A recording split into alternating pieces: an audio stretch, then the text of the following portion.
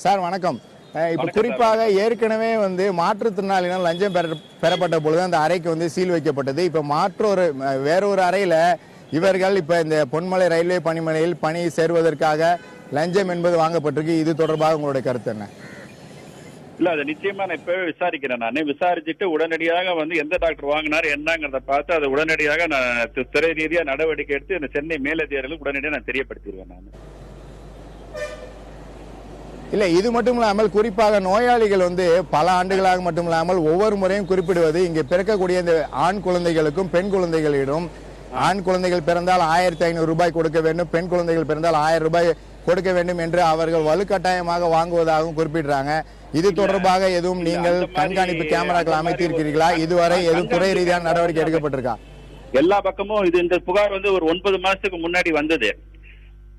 அந்த சமயத்திலே நம்ம கண்காணிப்பு கேமரா இந்த குழந்தைகள் பிரசவமானதை தெரிவிக்கும் முறையை வச்சிருக்கோம் நம்ம. பிளஸ் போர்டு பெருசா நம்ம வச்சிருக்கோம் நம்ம. பிளஸ் என்ன குழந்தை பிறந்தது அப்படிங்கறத உள்ள இருந்தே நம்ம வெளியில ஸ்பீக்கர் மூலமாக அனௌன்ஸ் பண்ணக்கூடிய முறையும் வச்சிருக்கோம் நம்ம. அதனால உள்ள என்ன குழந்தை பிறந்ததுன்னு சொல்றதுக்காக பணம் வாங்குறத நாங்க முழுமையுமே கட்டுப்படுத்தியிருக்கோம் நம்ம. அதை இல்ல, இப்ப மருத்துவர்கள் உரிய நேரத்திற்கு காலையில நோயாளிகளுக்கு சிகிச்சை தருவதற்கு வராங்களா? ஏனால் நோயாளிகளுக்கு இந்த சிகிச்சை தருவதற்கான மருத்துவர்கள் உரிய நேரத்தில் வருவதில்லை. ஆனால் நீங்கள் இப்ப தற்போது பார்த்த காட்சிகளை நேரடியாக பார்த்திருக்கலாம். மருத்துவர் உள்ளே அமர்ந்திருக்கிறார். அவருக்கு முன்னதாக தான் இந்த லஞ்சம் என்பது பெறப்பட்டிருக்கு. இந்த மருத்துவர் ஏற்கனவே ஒரு மருத்துவர் இந்த மாற்றத்தை நான் மருத்துவக் கல்லூரியில இருக்கேன். நான் இப்ப உடனடியா நான் மருத்துவமனைக்கு சென்று இதை பற்றி உடனடியாக விசாரித்து நிச்சயமாக நடவடிக்கை உடனடியாக எடுக்கப்படும்.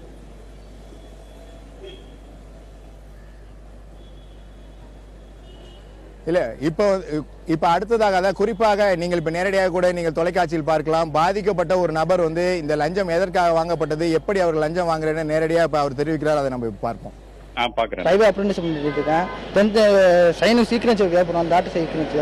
அதுக்காக சைன் தேவைப்படுது. ஒரு சைன் சின்ன சைனுக்கு 300 வாங்குறாங்க. தேவையில்லாத மேற்கொண்டு இதுக்கு உடம்பு செக் பண்றதுக்கு எல்லாம் இதுக்கும் 350 வாங்குறாங்க. தேவையில்லாத இருக்கு. பஸ்ஸு கூட காசு இல்லை எங்களுக்கு. வண்டிக்கு பஸ்ஸுக்கு போகிற பெட்ரோல் போட காசு இல்லை. கவர்மெண்ட் அட்டஸ்டட் கையெழுத்து வாங்கணும். அது வாங்க வரதுக்காக வரப்போ இங்கே ஜிஹெச்சில் பார்த்தீங்கன்னா 300 ரூபா ஒரு கையெழுத்துக்கு. அப்படி இல்லைன்னா இதுமாதிரி ஃபிசிக்கல் டெஸ்ட்டுக்கு இது பண்ணுறதுக்கு அதுக்கு ஒரு 300 ரூபா, ரெண்டுக்கும் சேர்த்து 600 ரூபா கேட்டாங்க. 600 ரூபா இல்லைன்னு சொல்லி நாங்கள் கொஞ்ச நேரம் இது பண்ணிட்டு இருக்கும்போது அப்புறம் கொஞ்ச நேரம் வெயிட் பண்ணிட்டு இருக்கும்போது அதுக்கப்புறம் அவங்களாவே கூப்பிட்டு அப்புறம் பேசி 300 ரூபாய்க்குள்ள முடித்தோம். இப்போ கையெழுத்து வாங்கிட்டு வெளில வந்துட்டோம். நீங்கள் சேர்த்து என்ன பண்ணாங்க, 300 ரூபா கொடுத்தாங்க. 300 ரூபா கொடுத்தேன். திருப்பி 300 ரூபா கொடுத்தது போக திருப்பி இன்னொரு 200 கொடுத்தாங்க. 200 எதுக்குன்னு கேட்டான், கிளீன் பண்ணுவோம் அப்படின்ட்டோம். திருப்பி அதுக்கு பார்த்தாலும் திருப்பி ஒரு 400 ரூபா, ஆக மொத்தம் 1050 ரூபா கொடுத்துருக்கோம். ஆனால் இது எதுக்கு என்னன்னு தெரியல. இலவசம்ன்றாங்க, ஆனால் எதுக்கு என்னன்னு தெரியல.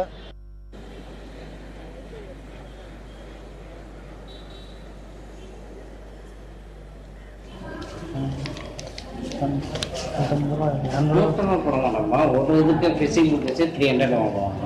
ப்ளஸ் கான்ட்ராக்ட் இல்லைப்பா போட மாட்டாங்க. அதுதான் நான் அந்த ஃப்ரீயாக வாங்குற இடம்னு சொல்கிறேன். அங்கேயும் போய் வாங்க மாட்டேங்கிறீங்க. என்ன பண்ண முடியாது. இல்லைப்பா போட மாட்டாங்க.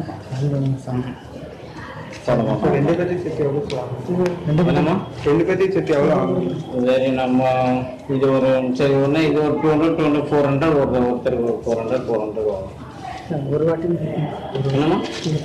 இல்லப்பா நான் பண்றது இல்லை, என்னுடைய இது கிடையாது. டாக்டர் தான் சொல்றாங்க. அதுதான் நம்ம உங்களுக்கு ஃப்ரீயா கொடுக்குற இடம் இருக்குன்னு சொல்றாங்க. நான் என்ன பண்ண முடியும் சொல்லுங்க? நான் ஏதாவது என்னுடைய நான் டாக்டர் கொடுத்தாதான் டாக்டர் இல்லப்பா. ஒரு என்ன பண்ண நாளைக்கு வாரமா வாங்க போறீங்க. நான் என்ன பண்ண முடியும் சொல்லுங்க? கடைசி நேரம் நான் ஒன்னும் சொல்றது இல்லை. ஒருத்தர் ஒரு இதுக்கும் 200 4 பேருக்கு 4 பேர் சார். 4 சர்டிஃபிகேட்ல ஒரு கான்ட்ராக்ட் வச்சுட்டு போட்டேன் சார். காசு இல்லைப்பா போட மாட்டாங்கம்மா. சரி 300 கூட 100 ரூபா இருந்தாங்க.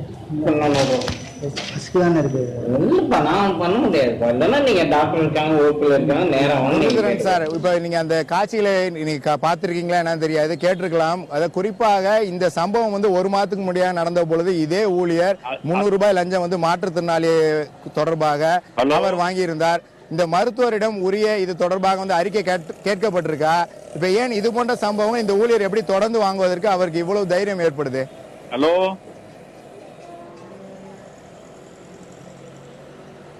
இந்த 2 மாசத்துக்கு முன்னாடி இந்த பிரச்சனை வந்த பொழுது உடனடியா நம்ம வந்து இந்த சர்டிபிகேட் கொடுக்கறதுக்காக நம்ம மருத்துவமனை அலுவலகத்தை வந்து அணுகணும்னு எல்லாத்தையும் நம்ம சொல்லியிருக்கோம், போர்டும் போட்டிருக்கோம். நம்ம இப்ப இவங்க வந்து இந்த மாதிரி ஓபிக்கு போக வேண்டிய அவசியமே கிடையாது.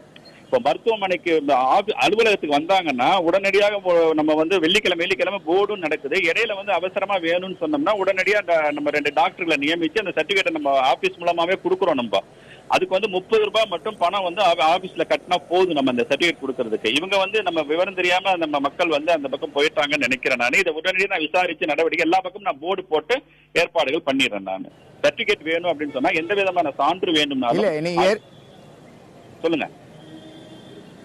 ஹலோ, இது தொடர்பா நீங்க ஏற்கனவே வந்து நடவடிக்கை எடுத்திருந்தீங்க. துறை ரீதியாக மருத்துவர்கள் மீது இதுவரை எதுவும் நடவடிக்கை எடுக்கப்பட்டிருக்கா? மருத்துவர்களுக்கு இது தொடர்பாக எதுவும் அவரிடம் விளக்கம் கேட்கப்பட்டிருக்கா? ஏற்கனவே ஒரு சம்பவம் நடந்திருக்கு, மீண்டும் ஒரு சம்பவம். மருத்துவர்களுக்கு நீங்கள் இப்ப தற்போது ஹலோ தொடர்ந்து பேசுங்க சார். ஏற்கனவே அந்த சம்பவம் நடந்த பொழுது நான் வந்து விடுமுறையில இருந்தேன் நானு. பட் அந்த சம்பவத்துக்காக அந்த மருத்துவர் வந்து விளக்கம் கேட்கப்பட்டு அந்த விளக்கத்துக்கு நோட்டீஸ் கொடுக்கப்பட்டிருக்கிறது. அதுக்குரிய நடவடிக்கைக்காக நம்ம வந்து அந்த ஃபைல் வந்து மூவிங்ல இருக்கு. அது